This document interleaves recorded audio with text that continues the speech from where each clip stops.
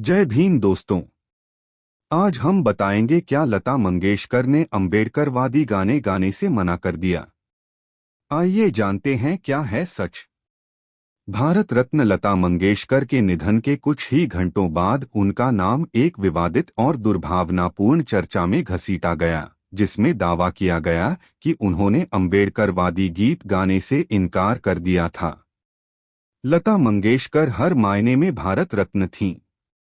उन्होंने अपने पीछे कई अलग अलग भाषाओं में 30,000 गीतों की विरासत छोड़ी है।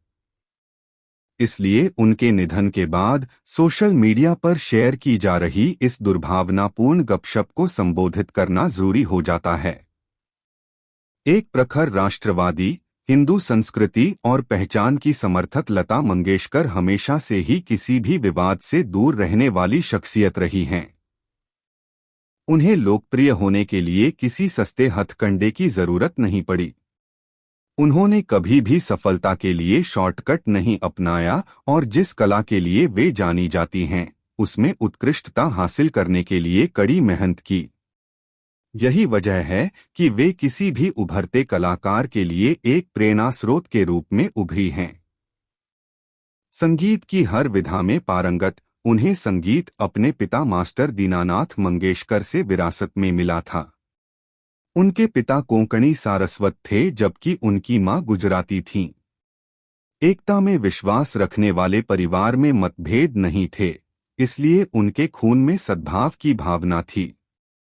उनकी मृत्यु के बाद नवअम्बेडकरवादी सह नक्सलवादी आंदोलन के तथाकथित कार्यकर्ताओं के एक विशेष वर्ग ने दावा किया है कि वह ब्राह्मणवादी विचारधारा का प्रतीक थीं, जो तथाकथित दमनकारी विचारों में से एक है। यह एक आम अफवाह है कि मराठी दलित कलाकारों और कवियों ने डॉ बाबा साहेब अम्बेडकर भीम गीत पर एक गीत गाने के लिए लता मंगेशकर से संपर्क किया था और उन्होंने ऐसा कोई भी गीत गाने से इनकार कर दिया था।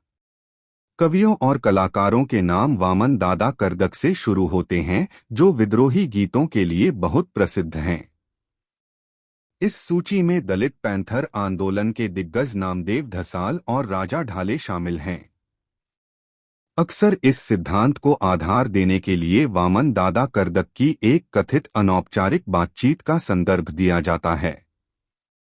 इस तथाकथित संस्मरण में वामन दादा कर्दक ने कथित तौर पर कहा था कि वह लता दीदी के घर उनसे भीम गीत गाने का अनुरोध करने गए थे। वामन दादा कर्दक की एक कथित अनौपचारिक बातचीत का संदर्भ दिया जाता है। इस तथाकथित संस्मरण में वामन दादा कर्दक ने कथित तौर पर कहा था कि वह लता दीदी के घर उनसे भीम गीत गाने का अनुरोध करने गए थे।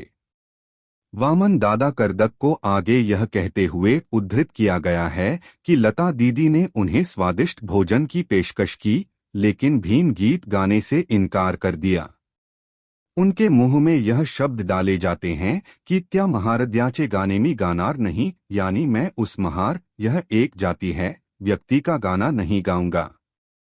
इस पूरी थ्योरी का कोई ठोस आधार नहीं है, सिवाय ऐसी सुनी सुनाई बातों के। लता मंगेशकर 92 साल तक जीवित रहीं। इतने सालों में किसी भी कलाकार का कोई विश्वसनीय इंटरव्यू नहीं हुआ जिसने इस तरह के आरोप दोहराए हों। उनके निधन के बाद भी ऐसे दावे करते समय तथाकथित दलित कार्यकर्ताओं द्वारा अपने दावे का समर्थन करने के लिए कोई ठोस सबूत पेश नहीं किया जा रहा है। यहाँ तक कि जब वे जीवित थीं, तब भी डॉक्टर बाबा साहेब आम्बेडकर मराठवाड़ा विश्वविद्यालय जैसे शैक्षणिक परिसरों द्वारा आयोजित कार्यक्रमों में ऐसे दावे किए जा रहे थे। लता मंगेशकर एक ऐसी आवाज रही हैं जिसने 1962 में चीन के खिलाफ युद्ध जैसे सबसे मुश्किल समय में देश को एकजुट किया।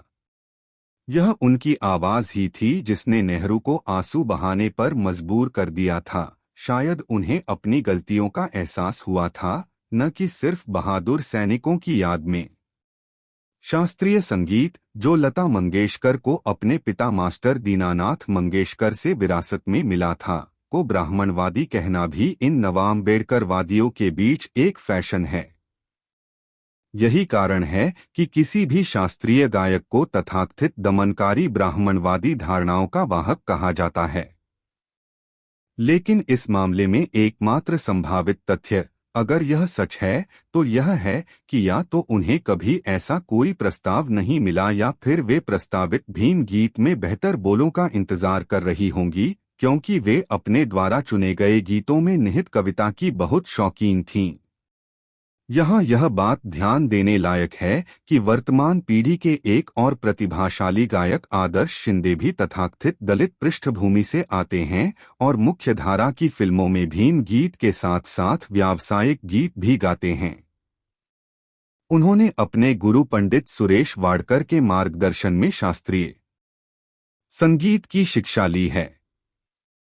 क्या ये नवम्बेडकरवादी उन्हें भी शास्त्रीय संगीत की तथाकथित ब्राह्मणवादी कला की परंपराओं का पालन करने के लिए छोड़ देंगे? लता मंगेशकर ने अपनी हिंदू पहचान को बार बार गर्व से अपने आस्तीन पर पहना। अगर वह तथाकथित कट्टर हिंदू गीत से इतनी प्रभावित थी, तो उसने ए.आर. रहमान द्वारा रचित पुकार नामक फिल्म में हे ईश्वर या अल्लाह जैसा गीत कैसे गाया? यह किसी शांत दिखावटी जागरूक नक्सली की कल्पना में ही संभव है, जो खुद को संविधान, लोकतंत्र, भाईचारे और न जाने क्या क्या का रक्षक होने का दावा करता है। इसके अलावा लता मंगेशकर ने सार्वजनिक रूप से डॉक्टर बाबा साहेब अम्बेडकर के प्रति अपना सम्मान व्यक्त किया था। दोस्तों, आपको वीडियो कैसी लगी?